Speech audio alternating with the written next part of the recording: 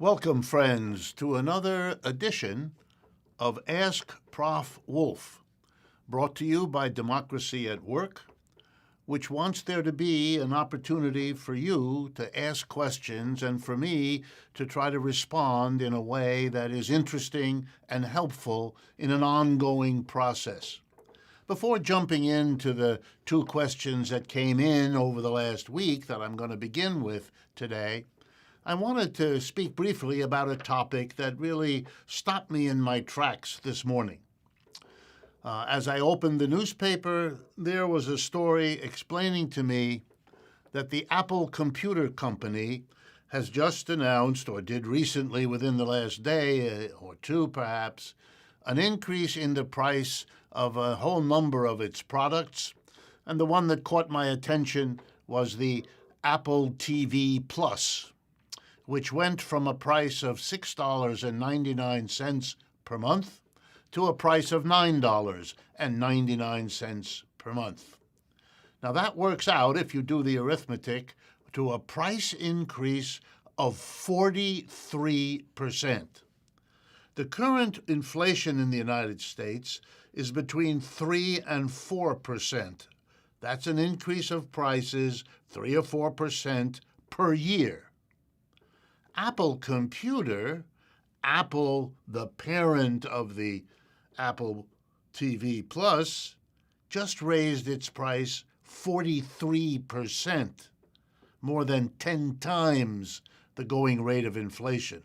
So even if you believe that Apple's costs have gone up, and if they've gone up at the rate of inflation, maybe 3 to 5 to 6%, nothing warrants an increase of 43%. That's just boosting Apple's profits by raising Apple's prices. That's why it's done, and that's who benefits. For those who want to use Apple's services, you lose. You get the same service, but you just pay 43% more for it. What Apple is doing is making the inflation, which we are all being taught now is a big problem that requires the government's attention. Both political parties are talking about it. The Federal Reserve has jacked up the interest rates we pay in a program designed to stop the inflation, and the Apple company is jacking the inflation up.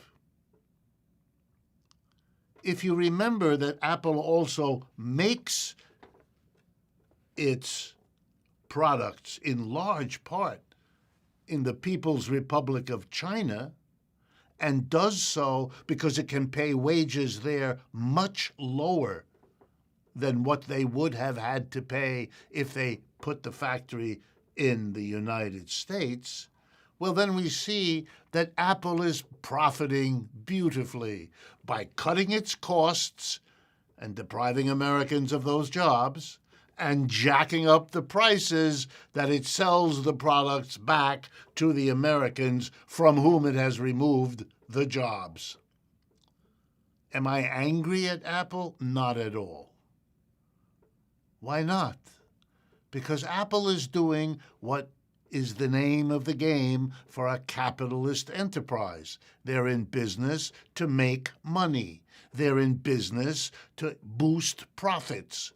That's what they went to business school to learn how to do. That's what they've been doing. That's what they will be rewarded for doing by given a promotion. And they would be punished if they didn't do it. So how are we surprised? We may be the losers, we who don't have the job, or we who pay the higher price. But it's the system that makes these things happen, and blaming the individuals caught up in it is really missing the point. All right, let's turn to a couple of the questions that we chose from what you've sent us over the last week. Okay, first question comes from Chloe. And Chloe asks, what incentives do employers, the government, and the capitalist class have to downplay the ongoing COVID-19 pandemic? Very important question. That's why we chose it, because the pandemic is still with us. COVID is all around. And the effort to downplay it is as old as the pandemic is. And what's that about? Well, let me start by answering quickly that there are forces in our society that want to downplay it. But there are also forces in our society that want to do the opposite: stress it, hype it, emphasize it. And the outcome is the relative strength of those two forces. Are the forces that want to suppress it more powerful, more effective than the forces that want to bring it to our attention? If so, then it'll be downplayed. And I'm going to try to show you in a couple of minutes how and why that is. So here we go. Here are the forces, the players in the economic game that are pushing for a downplaying of the pandemic. Number one, employers, most important of all. And here I have to be honest with you, even more honest than maybe many of you would like to hear. Employers don't want a lot of attention, in most cases, to the pandemic. Why? Because then they might have to close the workplace, the factory, the office, or the store. We saw that here in the United States, and even more so in many other countries. They shut down enterprises in order to keep people safe. Don't bring large numbers of people together in the factory or the office or the store, because the disease is conveyed from one person to another. It's very logical, and it works very well. It reduces the speed with which this infectious disease spread. But of course, it's not good for the employer. The employer would much rather say, well, it's just a flu. And if somebody gets it, well, you stay home, Jan, and we'll bring Paul in to replace you. And if Paul gets sick, we'll replace Paul with Louise, and so on. The business keeps going. The labor keeps getting done. The individuals drop away, sick or hospitalized or dead, but can be and will be quickly replaced by another one. Employers don't like to see their businesses shut down because it brings home again to them and to the rest of us that the bottom line of a business is not the equipment, not the building, not the tools, and not the computers. It's the people who make all the rest of that productive, and without whom you're not going to get a productive product, and you're not going to get a profit, which is what the businesses are there for. Okay, here's another example. The government. The government has an interest because to properly deal with a pandemic, to recognize if you put human health, human life as your primary value, the government has to recognize it has to take care of a society that is going through a pandemic, a mass experience of illness or injury. So, for example, it would have been obvious if this were in people's minds. During the pandemic of COVID-19 here in the United States, we closed schools in America. Public schools, private schools, large numbers of schools were closed for the health of the teachers, for the health of the students, for the health of the families of teachers, students, custodians, secretaries, all the people who make a school function. But we thereby gave up education. We didn't have to do that. The government could have, and in parts of the world the government did, say, we're going to keep education going, but we're going to do it in a way that's safe given the pandemic. So, for example, we can only have 5 or 6 people in a big room. Can't have the normal class size because that's dangerous. Kids and students are too close together, etc. We have to have big rooms. We have to have them with fans and other equipment to move the air. Now, you know what that is? That's expensive. But if you want education, which Lord knows we do, and you want safety, the government could have and the government should have. But in most cases, the government didn't, because the people running the government didn't want to pay the money that it would have cost to give our children a safe education. Then there's also the private accommodations that weren't made. A company that really understood the pandemic would have had to spread its workers out, move the desks, move the machines, relocate the whole process, buy equipment that moves the air, that may kill the organism that's at fault. There's lots of expensive things that could have and should have been done. But the government didn't want to spend the money. And the private employer didn't want to spend the money either. Downplay it. And that way, when people get sick, you send them home and you get somebody else. It may cause you to have millions of dead people, which we had. Millions of injured, sick people, which we had. But those forces were very strong. Were there forces on the other side? Yes, of course.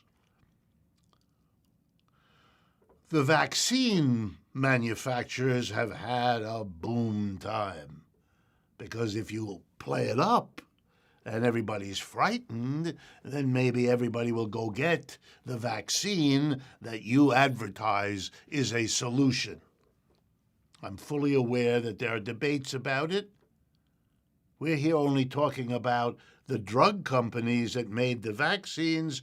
They didn't want it downplayed, because the more people have in their head that illness and its dangers, the more likely they are to go pay for a vaccine. And that, of course, brings in the government, which has to reimburse people who can't afford the vaccine to enable them to get the vaccine. And that will cost the government money, which it doesn't want to spend. And you know why? Because it would then have to go to the population and either raise taxes or run a deficit. It doesn't want to do any of those things. So the struggle is between those who want to play it down, plenty of incentives, as I've given you a smattering of them, versus those who don't want it played down because they've got profit interests in the opposite. So the outcome is not a plan for pandemic based on the sanctity of human life, the importance of health. No. The outcome depends on who's batting for a downplay and who's batting for the opposite. Our health is determined by the profit calculations of big business and government. Unhappy reality, but it is the case. The second question that came in through our website comes from Brent. And Brent asks the following question. Am I, his question is directed to me, familiar with a post-capitalist system called inclusive democracy that is largely developed by a fellow named Takis Fatopoulos? And if so, what are my thoughts? Well, yes, I am passingly familiar. This inclusive democracy idea got going about 10 years ago, hit its peak about 6 or 7 years ago. And it is one of many, many efforts to do better than capitalism. And I want to stress that because it's the most important thing about this effort, which aren't the details except the basic idea, which I'm going to give you in a moment. But what I want to stress is that these things are as old as capitalism itself. From the beginnings in the 17th century in England of modern capitalism, and throughout the time that capitalism spread from that early time in England across Europe, then to the rest of the world, so as to become the dominant system in the world today. Throughout that time, all these 4 centuries, there have always been people who didn't like capitalism, who didn't want the workplace to be a place where a tiny number of people, the employers, are in control of, dominate a mass of people, the employees, in a system that is powerful for the few and powerless for the many, in which the few at the top use their position to become wealthy on the backs of the labor of the majority who don't become wealthy and haven't for these 4 centuries. Of course, there were people who didn't like this. You'll find them particularly among the employees, who are the vast majority.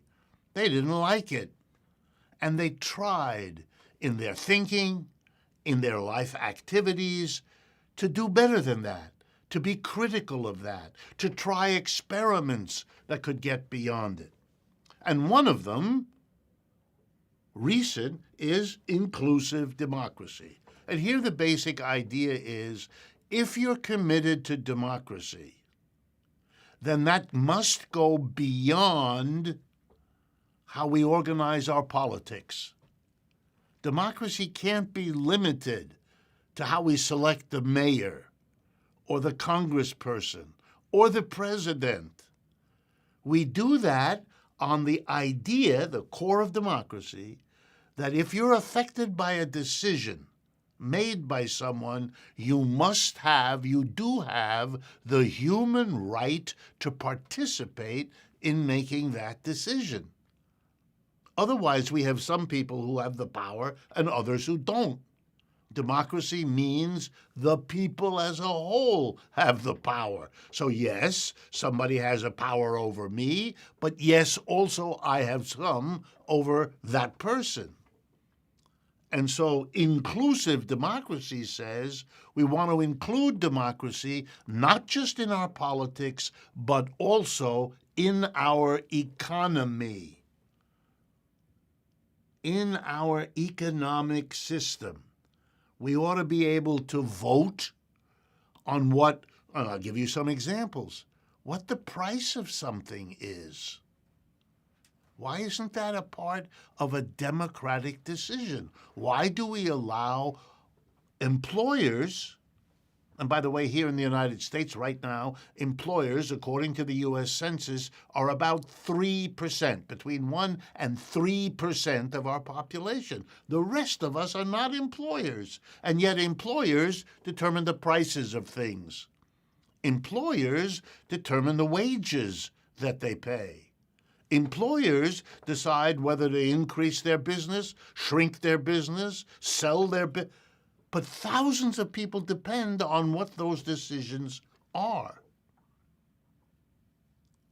And this is offensive to people who believe in democracy as the primary value of the community.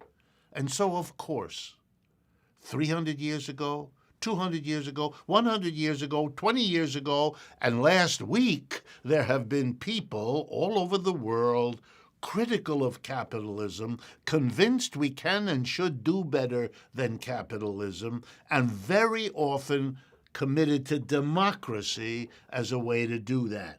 And the system called inclusive democracy is simply one of many of them. So on one hand, to conclude, I welcome such efforts. They show me how many people coming at the system from so many different personal experiences reach a common conclusion, namely, we can do better than capitalism. So I feel encouraged, since I believe that also. But I'm also critical of many of these movements, not because of their existence, which I applaud, not because of their goals, which I agree with, but because many of them are not disciplined. And here's what I mean by that. If many folks over centuries have tried in various ways to understand capitalism with the goal of going beyond it, and have done so with a commitment to democracy, well, then the people who are doing it these days should be very careful to build on the work that was done last week, last month, last year, last century. There has to be a tradition built. Not that we all have to agree, but we have to build on what the others did, show why we build on this part of it, not that part of it. And so you won't be surprised if I'm disappointed that inclusive democracy doesn't build on the work of Karl Marx. And why? Well, first, the reasons for being interested in Karl Marx, in my head, is that set of ideas that go with his name have spread across the world from the time he died, 1883, to right now, about 140 years, in the way no other critique of capitalism has come close to. Marxism is a tradition present in every country on earth, with an accumulation of writings, of experiments in factory running, in government organization. It is a very rich accumulation of the efforts of millions of people in diverse situations trying to do one basic thing: get a handle on how capitalism works in order to do better. What inclusive democracy could have and should have done is build on that. If there are parts of it you don't like, good. Tell the rest of us how and why. But what about the parts you can build on? And there are many. Remember, Marx's idea is to replace the top-down hierarchy of the typical capitalist enterprise with a democratic worker cooperative enterprise. Surely, that focus of Marx's work, as well as much of the rest of the tradition, is something we ought to build on. And so I would respond, yes, inclusive democracy has material to teach us, but it would be much better at that if it also respected and incorporated its own selective appreciation for all the efforts, like itself, that the human race has already made. Okay, so much for questions over the last week. Let me turn now to the questions that you are sending in as we speak. I'm going to start with a question from Lucio. Lucio asks, how does one address individualism in a socialist society? Something an individual wants, for example. How do we handle that? I like this question, and I thought it was a good one to select from those that are coming in. And let me interrupt myself to thank you all for being here, for being part of this process of exchanging ideas, and for sending us your questions. That's what we want. That's what we think will benefit all of us, and we're appreciative that you're taking your time, your trouble, to frame your questions and to send it in. The relationship between individualism and socialism is a very old question, and one that always has to be asked and answered again in order to keep it fresh. So let's begin on the general level, and then we'll get particular with it. On the general level, individualism, if it means anything, means that you appreciate, you respect the uniqueness of all of us as individuals.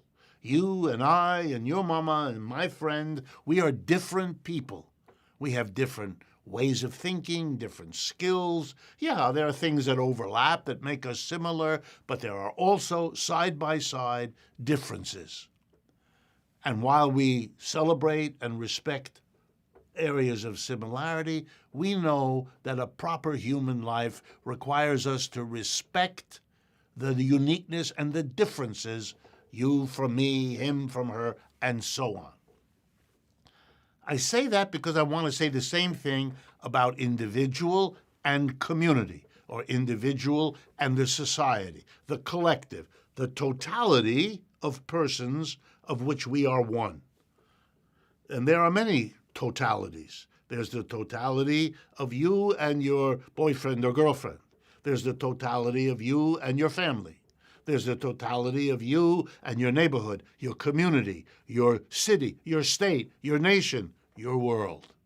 We are all parts of community.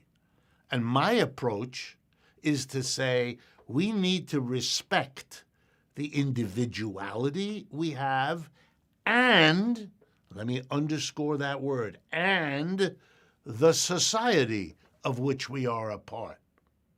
Society produces individuals, and individuals produce societies, not one or the other. I find that to be an empty, sterile debate.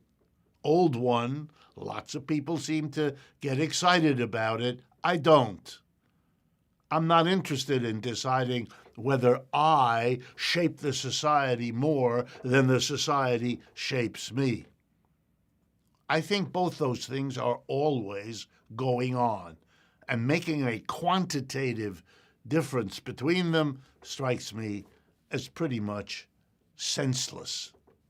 So I want to say that in socialism, the very word implies giving special attention, special respect to the community, to the whole group of which we are always a part. And that's why I find it attractive. But I never thought that my respect for, my appreciation for the society and what it needs so that we can all be our best, I never thought that would require me or imply that I ought not to respect the individual needs, individual uniqueness, individual role we all play in the larger community. I respect them both. I don't think socialism has anything to do with denying the uniqueness, the freedom of individuals. But I must insist, that's where the socialism comes in, that respect for individuals is no excuse, no warrant whatsoever to an inadequate appreciation of what the community needs, what the society needs. My critique of capitalism is that it raises the individual above the community. It wants to rank. It wants to make something more important than something else. And it does it out of a bad conscience and a bad consciousness. It wants to enable the capitalist to be free to do what the capitalist wants. And since I can see that that happens at the expense of the mass of people, now I'm beginning to be suspicious that capitalism celebrates the individual not as part of and together with celebrating society, but in order to ignore society.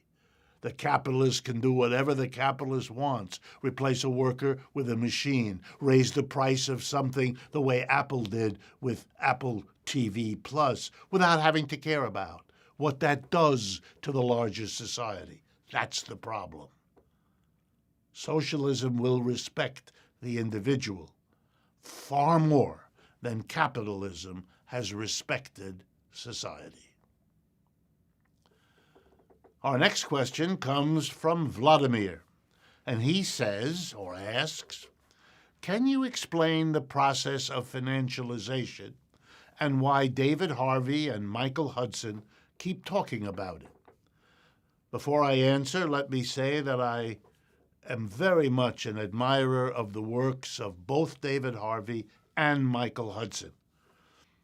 We are, David, Michael, and myself, and we know each other and have worked together, all of us, more than once.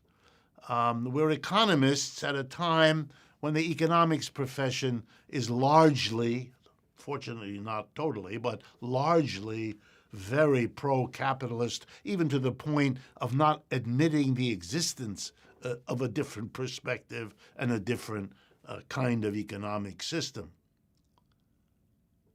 So having said that, what do they mean about financialization and why it's a term that many people beyond them use? Here's the basic idea, that in earlier phases of capitalism, a great deal of the activity was done in a direct way in which the buyer and the seller exchange whatever it is that brings them to the market. The seller offers his, her, their labor. The employer buys the capacity to work. The employer then puts you to work, produces a commodity, and sells it to you in a store. And then the employer becomes the seller, and you become the buyer. But it's kind of a direct relationship, buying and selling. If it's literally direct, we call it barter. I give you 6 oranges, you give me 2 pots. But we can also do it by having money. I sell my shirts for money and use the money to buy the pots. But these are direct relationships that are pretty clear and pretty obvious. Over time, and particularly in the last 30 to 40 years, these kinds of market relationships have been replaced by financial connections amongst us. Best examples would be when you pay for something, not with the money that we all accept, but with a check, a piece of paper that represents the money. It isn't the money itself. Even better example, when we use credit, when instead for paying for anything, we borrow money. We create a relationship between you and me and the bank as managing the credit relation between us. More and more, the things that are bought and sold every day are not goods and services produced by workers in a factory or an office. They are instead pieces of paper that represent a financial, typically a credit relationship. The market for derivatives is today much larger than the market for goods and services. Many of you may not know exactly what derivatives are. Well, they're a piece of paper that says, if something might happen in the future of a certain kind, then I would owe you a certain amount of money that I'd have to pay you on a certain date. This is a piece of paper full of information, but it's nothing you can eat, and it's nothing you can wear, and it's nothing that will keep you dry in the rain. These are credit arrangements, promises to pay on a certain date for a certain situation if it should happen to occur, and people gamble in it, and then they have insurance policies to cover the gambles that they make. All of this kind of credit, paper, substitute for the real economy is called financialization. And here's what it means in practical terms. Corporations are today more in debt than they have ever been in the United States. Individuals are more in debt than they have ever been in the United States. The government is in deeper debt than it has ever been in the United States. These are all consequences of financialization. And many people, including David Harvey and Michael Hudson, are concerned that this spiraling of financial instruments creates instability in modern capitalism, vulnerability to crises. These are the people that point out we have had 2 of the 3 worst crashes of capitalism in the last decade, or close to it. The Great Recession, so-called, of 2008 and 9, and the even bigger collapse of our economy in 2020 and 2021 had a lot to do with the collapse of our financial system. All the banks went belly up. They couldn't handle what had happened. We learned about all kinds of financial instruments that nobody even knew about that were now worth billions and trillions of dollars, and nobody quite understands. Do they get regulated by the government? Is the government able to do it? Is the government aware of how to do it? Does anyone understand? We are in new territory in modern capitalism, and the word financialization is a kind of way of describing new capitalism, sometimes called late capitalism, by focusing our attention on one of the really new things. Most of us now don't use the market the way we once did. We don't go there to buy and sell a commodity, something we produced. We go there to deal in financial arrangements. We have a checkbook, and we have a credit card, and we have fill in the blank. We have our PayPal arrangement. We have our Venmo situation. Everything is electronic or paper, and it's all about credit and money and debts and obligations. That's what financialization is, and there's a strong aroma in all of our modern discussions that financialization is not only the latest phase of capitalism, but may well be the last phase of capitalism before this system dissolves in its own juice and makes way for the next one. Good. Beyond thanking you again for providing us with an interesting flow of questions, this one comes from Rise. And Rise asks, how do you think the economy would be affected by reparations for slavery, Jim Crow laws, and benign neglect, as 3 U.S. senators are currently attempting to force a vote on the matter? Okay, this is a very interesting question because of the concept of reparations. And let me be real clear so we all know what we're talking about.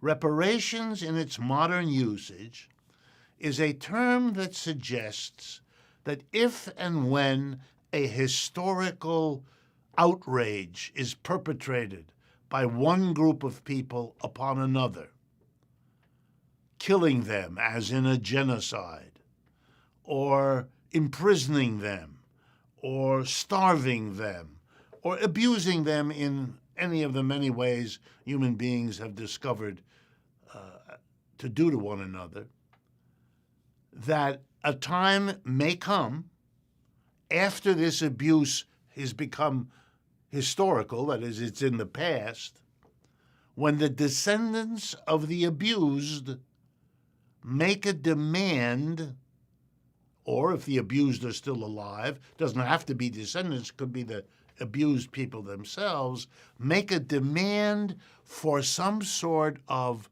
compensation for the abuse they suffered. Look, it's like if one person damages another. If you throw a baseball through the window of your neighbor has the right in the law to use the law to say in court, your baseball destroyed my window, and that cost me X dollars, and I want reparations. I want you to... I went and had my window fixed because it's wintertime, and I didn't want to freeze with the cold air coming through the broken window. So I took my money and I fixed the window. But I want reparations. My window was destroyed. I had to use money that I needed for other things, and I suffered coldness for 3 days. And I want reparation. I want a compensation for what I lost.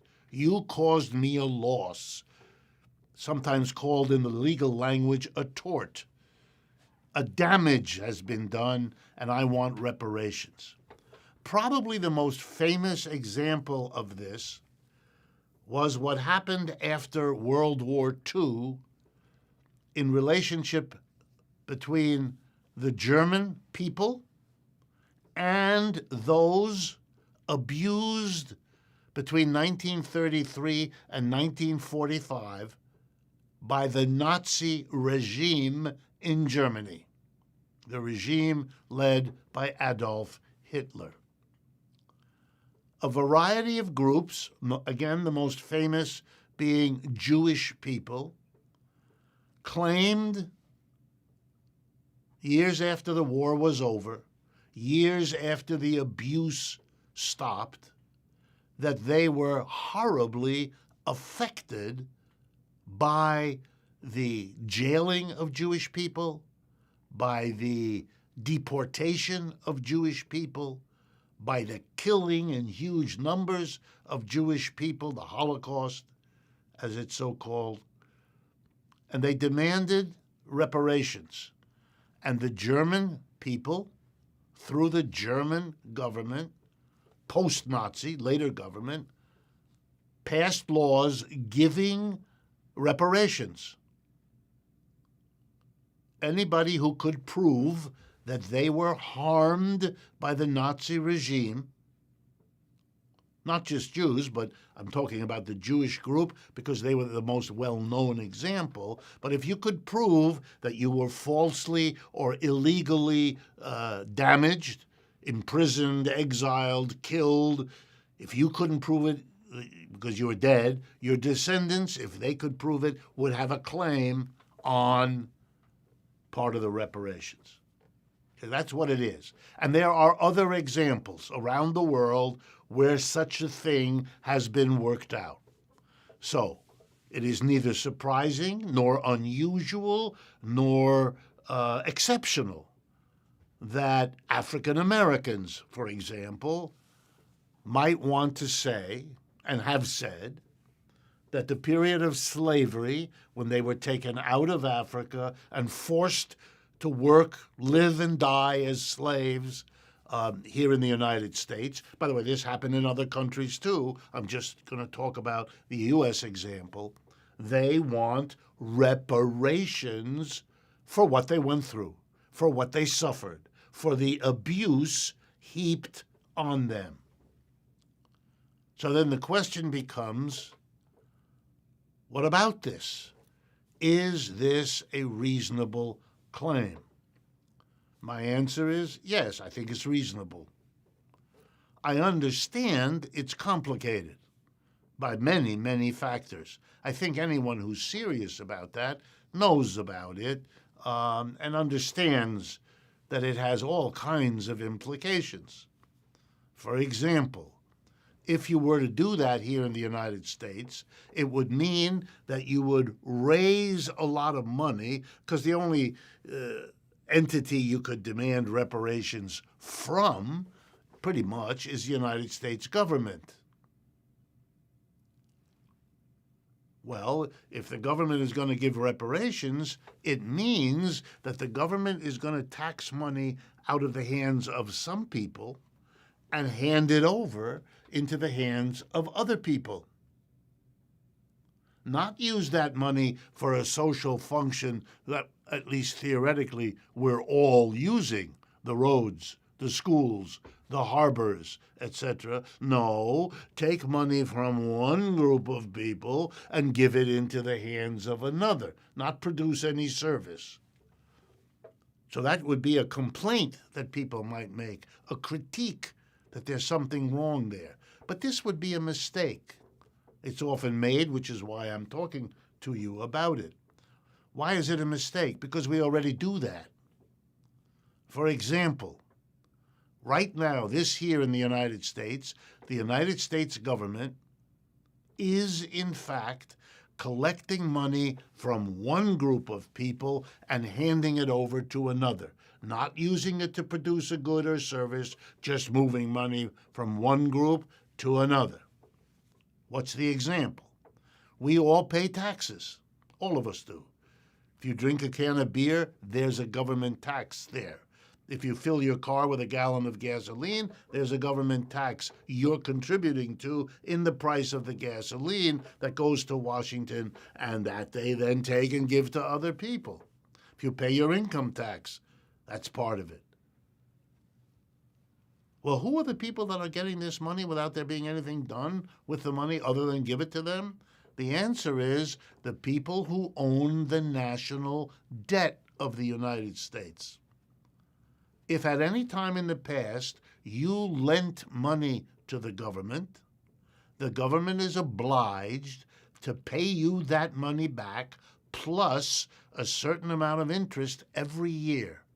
And so what the federal government does is collect money from the taxpayers and hand it over to those rich enough to have lent money to the United States government, which is disproportionately the richest amongst us because the rest of us don't have that kind of money. I won't embarrass you by asking how many of you have never had a meeting with a representative of the U.S. government to discuss how much you're going to lend to the government. That experience hasn't happened to you, but if you're a billionaire, it has. Wow. Here's another example. It turns out, and you'll see why I'm hammering at this, it turns out that one of the greatest creditors of the United States government is the People's Republic of China. And because the People's Republic of China has lent so much money to the United States of America, it is the obligation of the United States of America to repay the loan with interest, which means that every year, the United States government collects taxes from you and me, puts it in an envelope, and hands it over to Xi Jinping in China as the required payment of principal and interest on the loans. So reparations really can't be criticized because it's taking money from one group of people and giving it to another, because the United States government has always done that and is doing that now. Then there's the critique, gee, African Americans are not the only ones who were abused. If you give reparations to one group of formerly abused people, don't you have to do that with anyone who can make such a case? The indigenous people of America, what about them? What about all those who suffered in addition to the indigenous people and the African American people? Where does this go? How far can it go? Those are political questions that, in my mind, suggest that the reparations issue can best be understood in a larger context. And that's the context that what's really being asked, in my judgment, and in my conversations with my colleagues who work on the question of reparations for slavery in the U.S., what they really want, this is what they've told me, what they really want, of course, is to radically change the position of African Americans in the United States today. To use the kind of language that sometimes crops up, if reparations are understood as a cost of doing something society wants never to happen again, maybe that'll help prevent it from happening again. I certainly support that idea. If I could understand reparations to have that objective, it would make me much more likely to be supportive. Am I hesitant? Yes. And I'll tell you why. I'm not quarreling with the justice that's involved here. The people demanding reparations are on the right side of that issue. And that's very important. But I don't want to produce a division in this society worse than those we already have, which are getting worse in our culture. I don't want reparations to be not an attention to an injustice that we have to admit in order to overcome. I'd like that. But I'm fearful of a movement for reparations becoming instead a dividing line that puts us against one another over that question rather than what is, for me, the number one question, which is getting beyond capitalism and the social divisions it has always fed off of, that include the one that caused the abuse of African Americans. It is, for me, the urgent priority, and that's why I can't give quite the endorsement of reparations that I otherwise might, but to be unaware of how that can go is not something I want to risk in making my answer. We've come, unfortunately, to the end of today's program. We really want to thank you for joining us for this live edition of Ask Prof Wolff. I want to also thank you for allowing me the opportunity to share a lifetime of teaching, of being a teacher of economics, of having tried to understand not only how this system works, but how and why we can and need to do much better.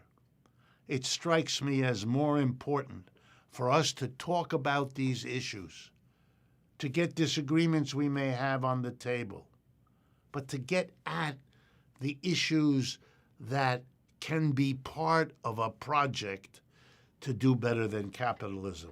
For me, that makes all of this very worthwhile. Thank you, and I look forward to speaking with you again next week.